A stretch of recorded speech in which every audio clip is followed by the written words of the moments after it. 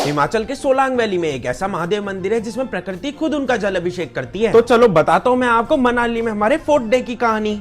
तो बात ऐसी, आज हम आए हैं सिसु से और मनाली रुक के हमने किए 3 स्कूटी रेंट और स्कूटी लेते ही हम लोग चले गए मनाली के मॉल रोड पर घूमने। हम यहाँ पर ओनली घूमने आए थे लेकिन हमने इतनी सारी शॉपिंग कर ली। ये बैग्स तो कुछ भी नहीं है, ये है असली शॉपिंग। तो कुछ ज्यादा ही सामान ले लिया और फिर ढेर सारी शॉपिंग करके गोलगप्पे खा के हम लोग आ जाते हैं हमारे होटल और फिर खाना पीना खाने और सोने के बाद हो जाती है अगली सुबह। और सुबह होती है इतनी रंगीन जिसमें हमारा बिल्ली इसलिए पिट रहा है क्योंकि कम्बल में लिपट के अपनी बंदी से बात कर रहा है। और सभी के उठने और इस तरह से तैयार होने के बाद हम लोग अपनी स्कूटी लेकर निकल लेते हैं अंजनी महादेव मंदिर के लिए। और ये मंदिर पड़ता है सोलांग वैली में और पक्के रास्तों से हम लोग आ गए पहाड़ वाले रास्तों पर, जिसमें 2 किलोमीटर ऊपर पहाड़ पर हमने अपनी स्कूटी चढ़ा दी और फिर स्कूटी पार्क करके एकदम मस्त ड्रोन शॉट लेके हम लोग आ गए महादेव के दर्शन करने। और जब हमने हमारे शूज खोले तब पता लगा कि भाई यहाँ तो बर्फ से भी ज्यादा ठंडे पत्थर है। और फाइनली ढोक लगा के हमको दर्शन हो जाते हैं अंजनी महादेव के। और ये मंदिर ऐसा है कि जिसमें डायरेक्ट महादेव के ऊपर ही झरना आता है और कुछ दिन बाद तो यहाँ पर झरने की जगह बर्फ जम जाएगी। और फिर महादेव के दर्शन करके हम लोग निकल लेते हैं हडिम्बा देवी टेम्पल के लिए, जो कि हमारे होटल से 4 किलोमीटर दूरी है। और फिर यहाँ पहुंचकर माता के दर्शन करके हम लोग आ जाते हैं हमारे होटल और फिर जिंग बस पकड़कर आ जाते हैं दिल्ली। और ये थी हमारी मनाली की पूरे 5 दिन की ट्रिप जिसमें हमको काफी मजा आया।